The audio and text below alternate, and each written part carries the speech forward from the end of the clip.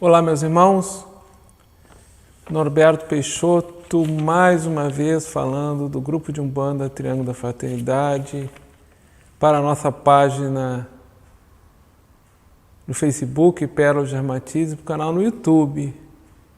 Meu mais profundo e sincero axé, Saravá, Namastê. Muito bom estar nesse diálogo semanal. Toda segunda-feira de manhã, às 9 horas, temos uma transmissão ao vivo aí no YouTube e Facebook ao mesmo tempo. Hoje nós vamos falar sobre poderes psíquicos e mediúnicos. Poder psíquico e poder mediúnico. Eu dividi em dois tópicos e depois eu faço fechamento. A primeira parte da abordagem seria sobre os poderes naturais, psíquicos, e a segunda parte sobre os poderes mediúnicos. Os poderes naturais, vamos dizer, são desenvolvidos com a expansão da consciência e da espiritualidade. Eles são naturais, intrínsecos e inerentes à alma. Então, conforme a consciência vai se expandindo, você vai se espiritualizando, você vai adquirindo, vai aflorando alguns poderes naturais que são intrínsecos à alma e à consciência, por isso são anímicos. Anímicos não tem nada a ver com mistificação, são inerentes à alma. Então nós temos, assim eu elenquei alguns, assim para a gente dialogar. Isso está na tradição das tradições do Oriente, principalmente do Yoga, que se chama Siddhis. Isso está bem descrito. Se vocês lerem aí os Yoga Sutras do Patanjali, procurem. Aí na internet tem para vender pela Amazon, em outras livrarias, né? Yoga Sutras do Patanjali é onde é descrito aí esses poderes que são adquiridos pela alma, pela consciência. Então nós teríamos assim pré-cognição. Cognição seria conhecimento, né? Então a pré-cognição é você saber algo que ainda não aconteceu, não se concretizou. Poderíamos afirmar dessa maneira. Então a premonição, a pré-ciência de determinados acontecimentos. A pré-cognição também, ela antecipa situações que podem acontecer no futuro. Então, entraria nessa arte oracular, né, que tem algumas previsões que se relacionam com o futuro, se utiliza muito da pré-cognição ou dessa capacidade psíquica, anímica do leitor, ou de quem está ali operando com a arte oracular. Ao longo da história temos vários registros disso, né? Retrocognição, o conhecimento do passado, algo que aconteceu, né? Às vezes alguém pode estar falando com você e essa pessoa está mentindo, e vir para você, não, mas aconteceu isso, foi isso que aconteceu, e isso está relacionado com o passado. Então, retrocognição, inclusive acesso a informações, conhecimentos de vidas passadas, do indivíduo e de outro, dele próprio como de outros. Isso pode acontecer. Os mestres espirituais, rishis, siddhis, grandes consciências, Jesus tinha essa capacidade, né? Animicamente falando, de perceber isso, e os mestres têm essa capacidade. Ler pensamentos, leitura de pensamentos, né? Seja no sentido de você receber o pensamento de outro e você conseguir saber o que a outra pessoa está pensando, como você transmitir o seu pensamento para outro, que entraria nos processos de telepatia, né? Você transmitir a sua ideia para outro, ou receber de outro.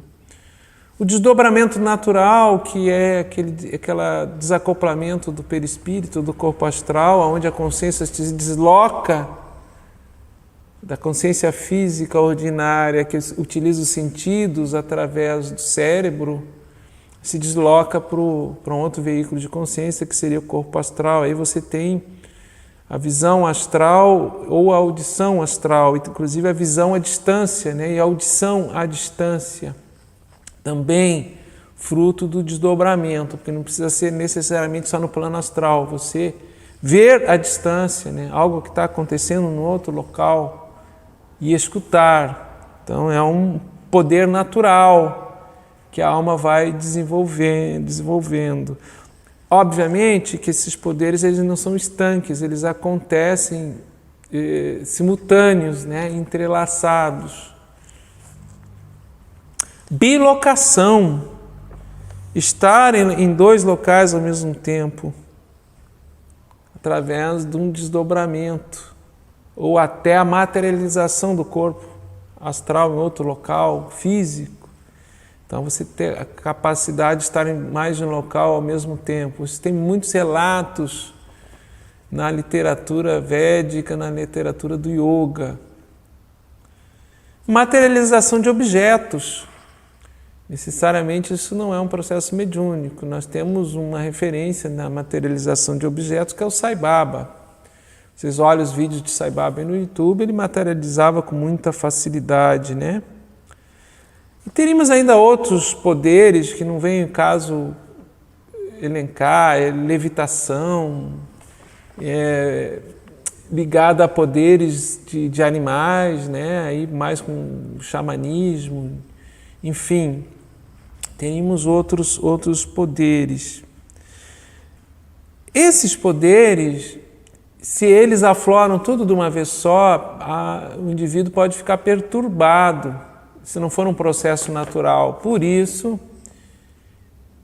que os amigos espirituais que nos assistem nos orientam que qualquer uso de princípio químico, ativo químico, farmacológico, ou do herbanário de ervas que altere a consciência não é indicado, salvo por xamãs ou indivíduos que o usem no processo curativo dentro da sua tradição. Mas assim, por curiosidade, você fazer uma viagem astral, xamânica, que envolva uma bebedeira de poções, né, com princípio ativo que altere a consciência, o risco é grande de você entrar num processo de alteração de consciência, esses poderes aflorarem, você se perturbar, inclusive com ruptura da teletérica, a pessoa a partir de então ficar com comportamento esquizoide ou até entrar em processos obsessivos. Mas esse não é o foco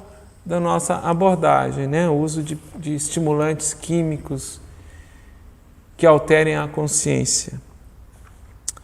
Esses poderes são chamados siddhis na literatura do Oriente, né? Eles afloram naturalmente. Por si, eles não são um problema, pois são inerentes à alma, e a alma é uma criação divina. Toda a expressão da alma, da sua consciência, mesmo no campo do fenomenal, da dimensão que nós estamos, né, de Maya, por si não é nenhum problema. O problema é quando o indivíduo se apega ao poder. Ele busca esse poder, usa esse poder em proveito próprio, distorcendo a lei divina. E ele deseja o fruto desse poder. Ele se fixa, ele se apega aos frutos da ação desse poder. Então, aquele indivíduo que por vezes se utiliza de premonição, de presciência, para ter poder com isso e até ganhar dinheiro com isso. Ou retrocognição, né? Poder a fatos que aconteceram no passado. Isso, inclusive, é utilizado para a guerra. Esses poderes psíquicos são utilizados. Ao longo da história, temos quantas vezes um rei Um soberano, um general, antes de ir para a guerra, consulta um oráculo para saber, né? Para saber futuro, circunstâncias do passado, ler o pensamento do inimigo, do general inimigo, saber o que o outro está pensando, como ele vai agir. Então, quando você se fixa no poder e deseja o fruto da ação desse poder em proveito próprio, egóico, egoísta, você começa a se enredar na lei divina, na lei de causa e efeito. Por isso que existem tantos ex-magos, ex-xamãs, ex-yogis, aqueles que adentraram nos poderes psíquicos e sua utilização em uso próprio, imantados na lei de reencarnação, e às vezes tem que revoltar como médium, com esses poderes aí associados num consórcio com espíritos por mesma faixa de afinidade que potencializam esses poderes, e ele tem que usar isso para auxiliar o próximo, fazer a caridade, né? Que dentro da Umbanda, ao menos a Umbanda da tradição que a gente foi educado, isso é uma visão esotérica, espiritual comum. Então, se você deseja poder, e o fruto desse poder em proveito próprio, você está se enredando na lei divina, meu amigo. E aí, se você procura poderes, esses poderes através do mediunismo, seja da sua mediunidade, da mediunidade de outro, aí isso se enrosca mais ainda. Quando a gente busca uma entidade, a gente busca uma consciência fora do mundo físico para potencializar esse poder, esses poderes, e realizar a satisfação dos desejos do ego, ou do fruto da ação que você quer para você. No campo do amor, no campo profissional, levar vantagem, domínio, poder sobre o outro, né? Destaque, fama. Tanto são as motivações do ego, vaidade. Temos até, inclusive, o uso do poder no campo da dominação sexual, da energia genésica, né? Usada para a dominação do outro. Os poderes mediúnicos, de uma maneira geral, eles devem ser utilizados de forma espontânea, natural, dentro do contexto da tarefa caritativa, numa casa séria, de forma impessoal, ou seja, não se objetiva o ganho pessoal nem o ganho do outro. Se a cura ou há por intercessão divina, pela vontade de Deus, de seus enviados, e não é por mérito do médium. Temos que colocar dessa maneira. E sempre estamos vigiando, desejar ao próximo aquilo que gostaríamos que fosse feito a nós mesmos, né? Essa é uma premissa básica de qualquer poder espiritual mediúnico. Poder mediúnico, ele predispõe ao deslumbramento com a entidade, com o guia, com a entidade que está do outro lado, né? E com o tempo causa uma imantação de difícil desligamento. Primeiro, o interesse de cobiça, de ganho pessoal, né? Tanto do encarnado como do desencarnado. Busca fama, busca reconhecimento, clientela, ganho financeiro, dominação do seu agrupamento, do outro. Poder mediúnico associado à utilização de elementos fornecedores de plasma vital, aí eu diria assim, elementos fornecedores de plasma vital, tanto no campo vegetal como no campo animal, magnetismo animal, através dos sacrifícios, que se utiliza em algumas tradições. Se potencializa esses poderes com esse fornecimento desse quantum de fluido, de energia. E isso sendo direcionado, usado, manipulado da premonição, saber o passado e o futuro, transmitir ideias através da telepatia para o outro, para a dominação do mental do outro, e nós entraríamos na indução mental à distância,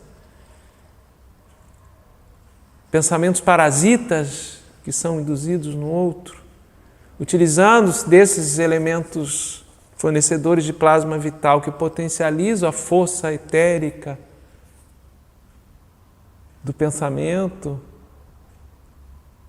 em consórcio com outras consciências, em associação, em sociedade com outras consciências no astral. Isso gera obsessões, né?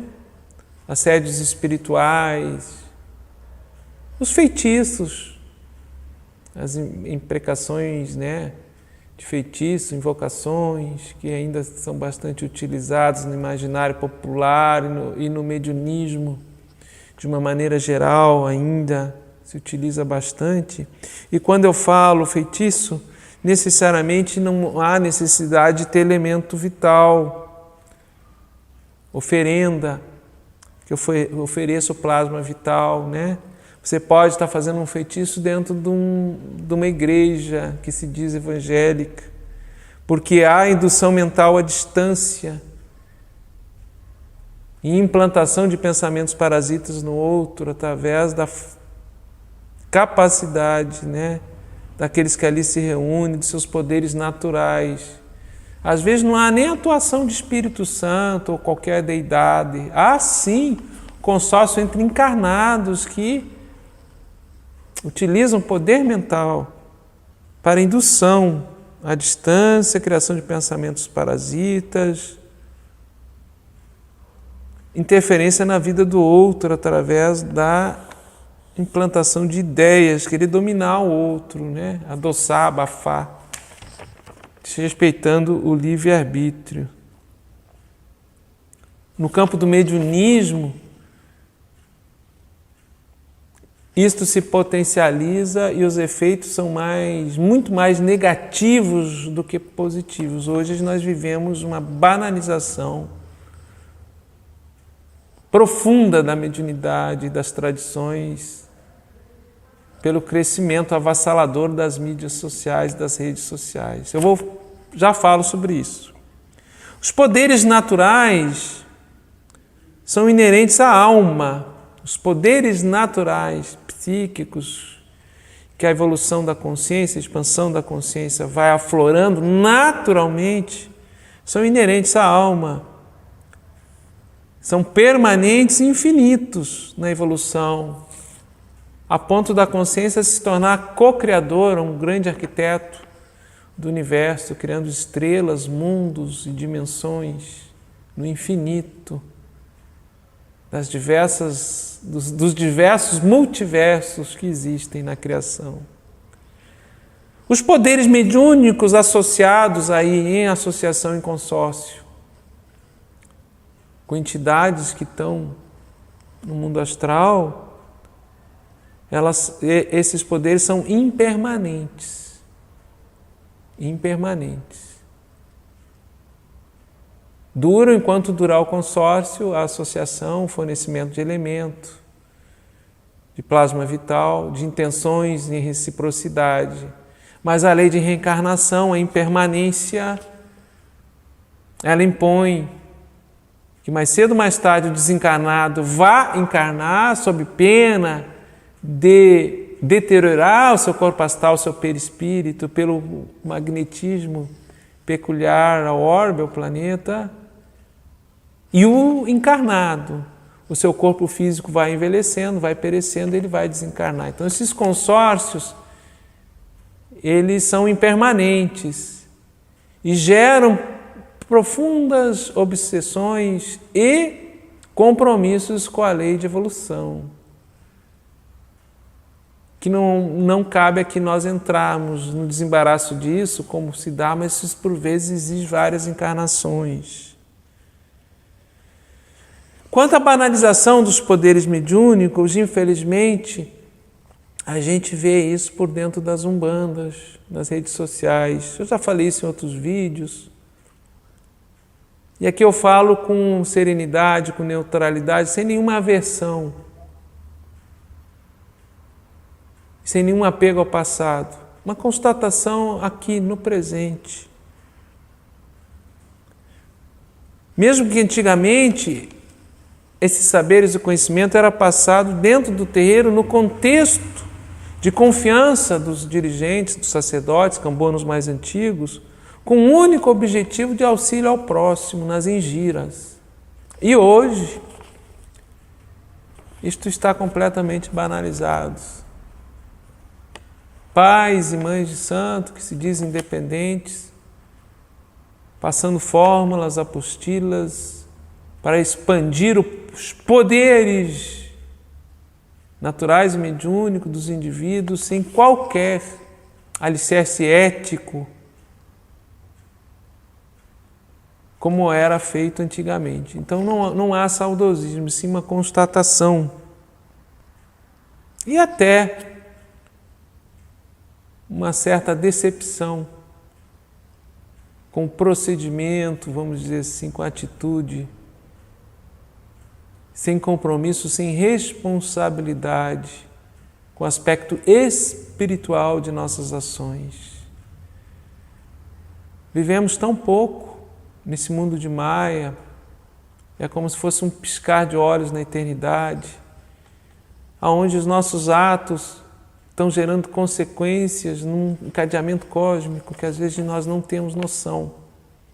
A busca desenfreada de poder e o mais grave, transmitir ensinamentos que potencializam esses poderes e poderes mediúnicos, desvinculado de uma ética inserida dentro da lei divina, é estarrecedor.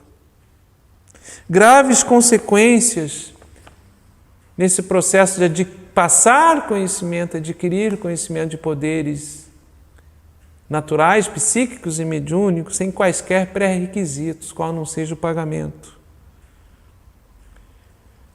Poderes naturais e mediúnicos imiscuídos de qualquer compromisso com a lei divina. Então, se você, meu irmão, está motivado pela aquisição de poder da entidade, da deidade, da divindade, poder da iniciação, poder do assentamento, poder do ocultar, do otar, poder da simpatia, poder da oferenda, quer aumentar o poder com guia espiritual para mais benefício em sua vida, mais fruto, mais satisfação do fruto da ação desse poder, fica um sinal de alerta. Você está se enroscando na lei de causa e efeito e está sendo movido por algo que é impermanente e é irreal no mundo de Maia. Qual é a consciência que você está adquirindo? Procure te espiritualizar, procure expandir a sua consciência. E os seus poderes vêm, sejam naturais ou mediúnicos, que eles sejam espontâneos, sempre dentro do contexto de equilíbrio com a lei divina e auxílio amoroso e fraternal, altruístico, àqueles que estão ainda numa faixa de ignorância, de aflição, de tormento e de sofrimento, seja encarnado ou desencarnado. Amai o próximo como a ti mesmo, não façai ao outro aquilo que você não gostaria que fizesse a ti mesmo. Eu sou Norberto Peixoto, falei mais uma vez do Grupo de Umbanda Triângulo da Fraternidade. Axé, Saravá, Namastê, boa reflexão, meu irmão.